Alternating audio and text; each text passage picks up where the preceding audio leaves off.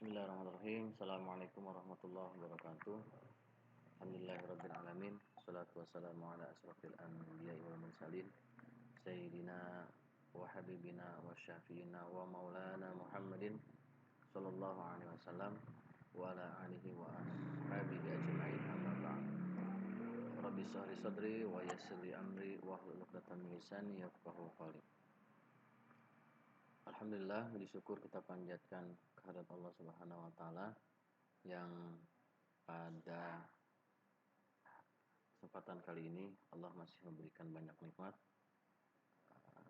sehingga pada kesempatan kali ini Bapak bisa mencoba membuat sebuah video tentang pembelajaran akidah akhlak MTS kelas 7. Dan tak lupa salawat dan salam kita curahkan kepada junjungan alam Nabi besar kita Nabi Muhammad Sallallahu Alaihi Wasallam, keluarganya, sahabatnya, dan insya Allah sampai kepada kita selaku umatnya. Baik, sebelum kita mulai pembelajaran selanjutnya, sama-sama kita berdoa terlebih dahulu agar belajar kita pada kesempatan kali ini dimudahkan oleh Allah Subhanahu wa taala dan diberkahkan ilmunya buat kita semua. A'udzubillahi minasyaitonirrajim. Bismillahirrahmanirrahim. Raditu billahi rabba wa bil islami dina wa bi Muhammadin nabiyya wa rasulah. Rabbi zidni ilma warzuqni fahma. Amin ya Allah ya rabbal alamin. Baik, kali ini kita akan membahas tentang pertemuan kedua tentang dasar-dasar akidah Islam. Sebelum masuk ke materi tentang dasar-dasar akidah Islam, Bapak mau mencoba mereview materi yang sebelumnya, ya, tentang pengertian akidah Islam. Nah, siapa yang tahu apa arti dari pengertian akidah Islam itu sendiri yang kemarin sudah kita pelajari? Ya, jadi akidah secara bahasa itu berasal dari aqoda yaqidu aqidatan, yang berarti ikatan atau perjanjian. Secara istilah adalah keyakinan hati atas sesuatu. Jadi ketika kita sudah berkeyakinan, ketika kita sudah mempunyai akidah, maka kita ada ikatan atau perjanjian, ya. Jadi materi sebelumnya pada pertemuan pertama kita ngebahas tentang pengertian akidah. Nah, untuk pertemuan kedua ini ya kita mencoba membahas tentang dasar-dasar akidah, ya. Jadi pada pertemuan kedua ini kita membahas tentang dasar-dasar akidah Islam. Namun sebelum ke materi selanjutnya, Bapak mau menjelaskan tentang tujuan dari pertemuan kita pada kali ini. Jadi tujuannya yang pertama yaitu melalui kegiatan pembelajaran ini peserta didik itu diharapkan bisa mengamati atau membaca permasalahan, menuliskan penyelesaian dan mempresentasikan hasilnya di depan kelas atau karena memang pada saat ini kita masih pembelajaran menggunakan virtual, maka diharapkan peserta didik dapat menyelesaikan masalah-masalah atau dapat menyelesaikan pembahasan-pembahasan yang kita bahas ini dengan video atau nanti ada tugas yang akan Bapak berikan, ya. Terus dapat menyelesaikan masalah-masalah ya secara kontekstual selama dan setelah mengikuti proses pembelajaran. Peserta didik diharapkan dapat mengetahui tentang dasar-dasar akidah Islam yang terkandung dalam Quran Surat Al-Ikhlas 1-4 dan Quran Surat An-Nisa ayat 136 serta hadis Rasulullah Shallallahu Alaihi Wasallam. Itu tujuan pada pertemuan kita kali ini. Oke, jadi akidah Islam sesuatu yang bersifat tauqif, ya, artinya suatu ajaran yang hanya dapat ditetapkan dengan adanya dalil dari Allah dan Rasulnya. Jadi akidah Islam artinya ya suatu ajaran yang hanya dapat ditetapkan dengan dalil dari Allah dan Rasulnya. Jadi bukan semata-mata hanya omongan ya atau informasi dari siapa, enggak, tapi ini berdasarkan hadis ataupun berdasarkan dalil dari Allah dan Rasulnya. Maka sumber ajaran akidah Islam ya, sumber ajaran akidah Islam adalah terbatas pada Al-Quran dan Sunnah ya. Jadi sumber akidah Islam ini terbatas hanya pada Al-Quran dan Sunnah ya, karena tidak ada yang lebih tahu tentang Allah kecuali Allah itu sendiri. Kemudian Rasulullah SAW selaku pengemban wahyu dari Allah Subhanahu Wa Taala. Baru kemudian pendapat pada ulama yang otenitatif yang dinyatakan oleh Rasulullah sebagai pewarisnya. Jadi jelas di sini ya bahwa akidah Islam itu ya sumbernya cuma dua, itu Al-Quran dan Sunnah. Nah ini dia, jadi dasar-dasar akidah Islam itu dua, Al-Quran dan hadis, jelas ya. Oke, jadi kalau misalnya selain ada Al-Quran atau selain ada hadis itu bukan termasuk sumber dari akidah Islam. Oke, yang pertama Al-Quran. Al-Quran ini sendiri menurut bahasa adalah bacaan ya. Sedangkan menurut istilah Al-Quran adalah firman Allah Subhanahu wa taala yang diwahyukan kepada Nabi Muhammad SAW dengan perantara malaikat Jibril melalui ya. Jadi dengan perantara malaikat Jibril. Jadi Al-Quran ini apa? Firman Allah Subhanahu wa taala yang diwahyukan kepada Rasulullah, yaitu Nabi kita Nabi Muhammad SAW melalui perantara malaikat Jibril ya.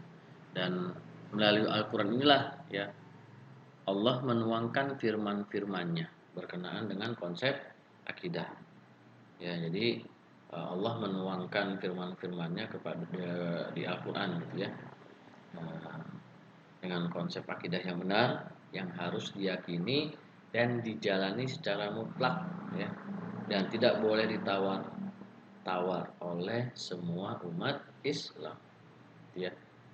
Dalam Al-Quran banyak terdapat ayat-ayat yang berisi tentang tauhid, di antaranya adalah Quran surat Al-Ikhlas ayat 1 sampai 4. Jadi di Al-Quran ini banyak ya tentang tauhid. Salah satu Quran surat Al-Ikhlas ayat 1 sampai 4. Pada pertemuan pertama kemarin kita tahu bahwa konsep dasar akidah Islam itu adalah yang pertama membicarakan tentang ketuhanan ya, yaitu Allah Subhanahu wa taala. Dan sini sudah jelas bahwa Al-Qur'an itu sendiri merupakan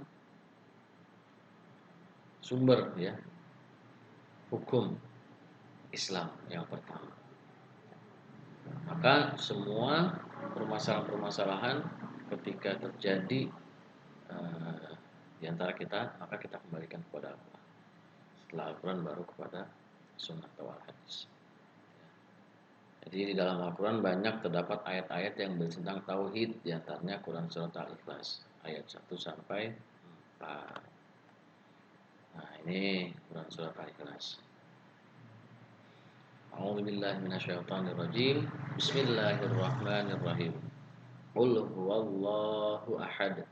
Allahus samad. Lam yalid wa lam yulad wa lam yakul lahu kufuwan ahad. Nah, kita nggak ngebahas atau ayat ini nanti kita bahas pada pertemuan keempat ya. Jadi Al-Quran surat Al-Ikhlas ini kita akan bahas pada pertemuan keempat atau pertemuan terakhir ya. Kandungannya, asbabun nuzulnya nanti akan kita bahas. Nah, sebelum materi selanjutnya, Bapak mau mencoba memutar sebuah video tentang kisah Nabi Ibrahim menghancurkan berhala. Sama-sama kita simak.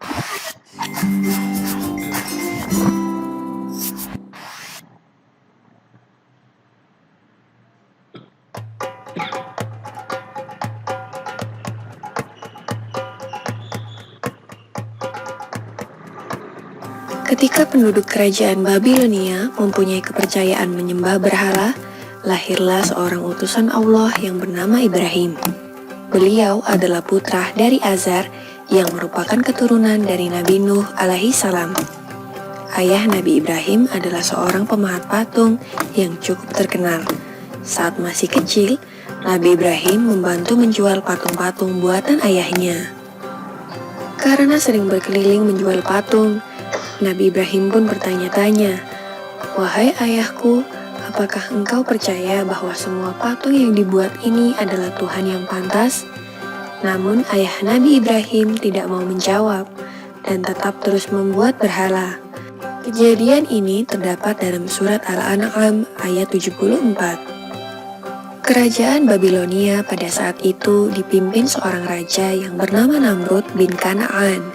Pemerintahan yang dijalankannya adalah kekuasaan mutlak yang membuatnya menjadi raja yang kejam. Apapun yang diperintahkannya harus ditaati dan dilaksanakan tanpa ada pertimbangan dari siapapun. Setelah dewasa, Nabi Ibrahim mulai menyebarkan ajaran Allah Subhanahu wa Ta'ala. Pada suatu hari, semua penduduk merayakan sebuah tradisi tahunan dengan pergi keluar kota untuk berburu. Nabi Ibrahim juga diajak oleh ayahnya. Namun kali ini Nabi Ibrahim menolak dengan alasan sakit. Nabi Ibrahim kemudian pergi untuk menghancurkan patung-patung berhala yang berada di tempat ibadah dengan menggunakan sebuah kapak. Semua patung-patung berhala itu dihancurkan tanpa ada yang tersisa kecuali patung yang paling besar. Nabi Ibrahim lalu meletakkan kapaknya di depan patung tersebut. Ketika para penduduk kembali, mereka sangat terkejut melihat patung sesembahannya hancur berkeping-keping. Mereka akhirnya mencurigai seseorang yang tidak ikut dalam acara perayaan. Dipanggillah Nabi Ibrahim untuk diadili yang disaksikan oleh seluruh penduduk Babilonia. Dalam keadaan ini, Nabi Ibrahim mulai berdakwah secara terang-terangan. Dalam pengadilan itu, terjadilah percakapan antara Nabi Ibrahim dan Raja Namrud. Diawali dengan Raja Namrud yang bertanya kepada Nabi Ibrahim, "Siapakah yang menghancurkan patung-patung ini?" Nabi Ibrahim pun menjawab, "Bukan aku. Patung besar itulah yang menghancurkannya." Raja Namrud dengan geram kembali berkata, "Mana mungkin patung itu bisa bergerak dan memegang sebuah kapak? Sedangkan untuk berbicara saja dia tidak mampu." Disinilah kecerdikan Nabi Ibrahim dalam berdakwah. Dengan tegas beliau menjawab, "Jika engkau tahu bahwa patung itu tidak bisa bergerak, bahkan berbicara saja ia tidak mampu, mengapa kalian semua menyembahnya?" Dengan jawaban ini, maka terdiamlah seluruh masyarakat Babilonia termasuk Raja Namrud. Tetapi dengan kekuasaan mutlaknya, Raja Namrud dengan marah memerintahkan prajuritnya untuk membakar Nabi Ibrahim. Dalam keadaan yang demikian, Nabi Ibrahim tetap tenang dan memohon pertolongan kepada Allah Subhanahu wa Ta'ala. Sebuah tiang yang kuat didirikan sebagai tempat Nabi Ibrahim diikat dan dibakar. Setelah kayu sudah siap mengelilingi Nabi Ibrahim, disulutlah kayu itu dengan api atas perintah Raja Namrud. Api itu dengan cepat mulai membesar. Masyarakat Babilonia pun mulai bersukaria melihat Nabi Ibrahim dilahap api. Namun alangkah terkejutnya para penduduk karena Nabi Ibrahim tidak terbakar. Beliau masih utuh sempurna tanpa adanya luka sedikit pun. Ternyata doa Nabi Ibrahim dikabulkan oleh Allah Subhanahu wa Ta'ala. Permohonan agar diselamatkan dari api yang besar dan menyala ada dalam Al-Quran Surat Al-Anbiya ayat 69.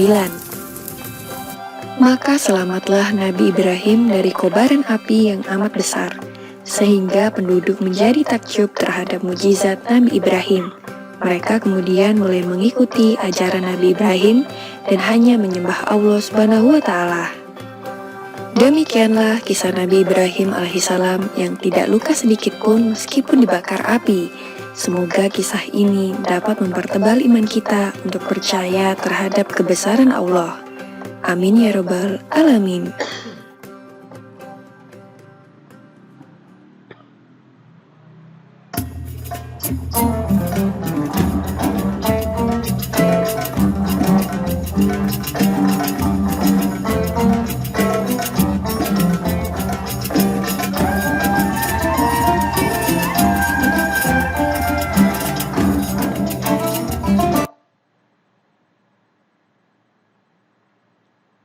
Oke, sama-sama kita tadi telah menyaksikan tentang kisah Nabi Ibrahim hancurkan berhala. Mudah-mudahan video tadi bisa memperkuat akidah kita ya, bahwa sesungguhnya tiada Tuhan selain Allah ya,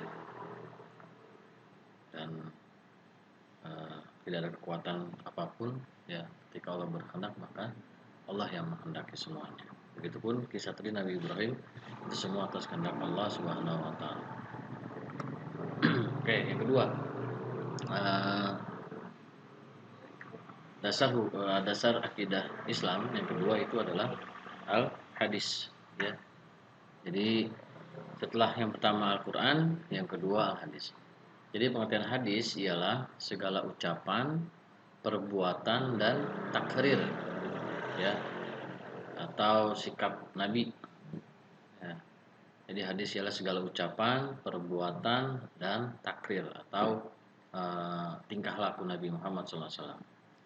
Islam telah menegaskan bahwa hadis menjadi sumber hukum Islam yang kedua setelah Al-Quran. Jadi sumber hukum Islam itu yang pertama Al-Quran, yang kedua Al-Hadis. Ketika menetapkan satu hukum, ketika di Al-Quran tidak ada, maka kita cari atau buka hadis ya sebagai referensi atau sebagai sumber hukum Islam yang kedua, karena ada beberapa hukum yang tidak dijelaskan atau tidak dirinci di dalam Al-Quran, maka sebagai penguatnya itu pasti ada di hadis ya.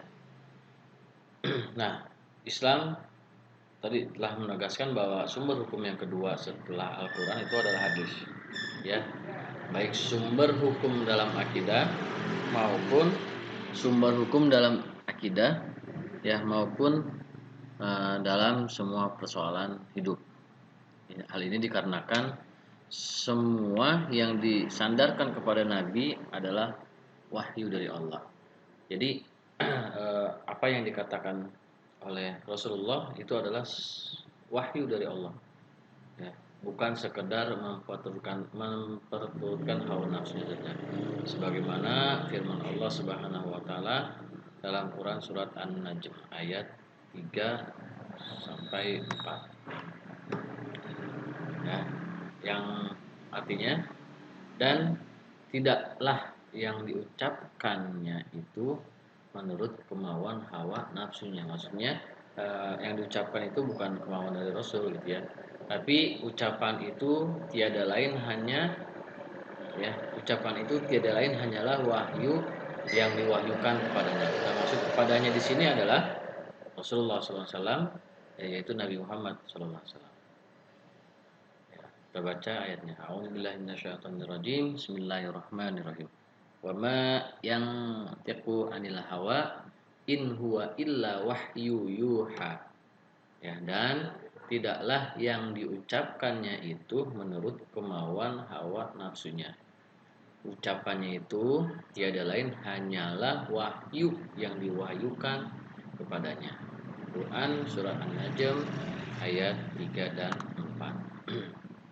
Nah, nanti tugas buat teman-teman ada istilah-istilah dalam hadis. Yang kedua, fungsi hadis terhadap Al-Qur'an, ya. Nah, jadi tugasnya nanti setelah di pertemuan kedua ini teman-teman cari itu ada istilah-istilah dalam hadis. Nanti seperti pertemuan pertama ya, teman-teman nanti bisa dikirim ya tugasnya melalui email Bapak ya. Nah, fungsi hadis terhadap Al-Qur'an ini Quran surat An-Nahl ya. Ayat 44. Al-bayyinati waz-zubur wa anzalna ilaika dzikra litubayyana lin-nasi ma nuzzila ilaihim wa la'allahum yatafakkarun. Artinya keterangan-keterangan atau mukjizat ya dan kitab-kitab dan kami turunkan kepadamu Al-Qur'an agar kamu menerangkan pada umat manusia apa yang telah diturunkan kepada mereka dan supaya mereka memikirkan. Quran surat An-Najm ayat Quran surat An-Nahl ayat 44. Nah, ada lagi di Quran surat Al-Hasr ayat 7. A'udzubillahi minasyaitonirrajim. Bismillahirrahmanirrahim. Ma afa Allahu ala rasulihi min ahlil qura falillahi walir rasuli walidil qurba wal yatama wal masakini wabnis sabil kaila yakunu dulatam bainal aghniya'i minkum wa ma atakumur rasulu fakhudhuhu wa ma nahakum anhu fa'antahu wattaqullah innallaha syadidul iqab. Artinya apa saja harta rampasan ya atau fa'i yang diberikan Allah kepada Rasulnya yang berasal dari penduduk kota-kota maka adalah untuk Allah, untuk Rasul, kaum kerabat, anak-anak yatim, orang-orang miskin dan orang-orang yang dalam perjalanan. Supaya harta itu jangan beredar di antara orang-orang kaya saja ya, di antara kamu. Apa yang diberikan kepada Rasul kepadamu maka terimalah dan apa yang dilarangnya bagimu maka tinggalkanlah dan bertakwalah kepada Allah, sesungguhnya Allah amat keras hukumannya. Ya, ini salah satu ayat yang menguatkan bahwa akidah atau dasar akidah setelah Al-Qur'an itu adalah al-hadis. Ya. Dimana di sini di Quran surat Al-Asr dijelaskan apa yang diberikan Rasul kepadamu maka terimalah dan apa yang dilarangnya bagimu maka tinggalkanlah dan bertakwalah kepada Allah, sesungguhnya Allah amat keras hukumannya. Ya, ini memperkuat ya ayat yang Quran surat An-Nahl ayat 44. Nah, selanjutnya hadis ya yang berkaitan dengan akidah adalah sebagai berikut. Dari Abu Hurairah radhiyallahu anhu berkata bahwa Nabi Shallallahu alaihi wasallam pada suatu hari bersama dengan para sahabat lalu datang malaikat Jibril alaihissalam yang kemudian bertanya ya. Jadi ketika Nabi Shallallahu alaihi wasallam ya bersama sahabat sedang berkumpul gitu ya. Lalu datang malaikat Jibril alaihissalam yang kemudian bertanya, apakah iman itu?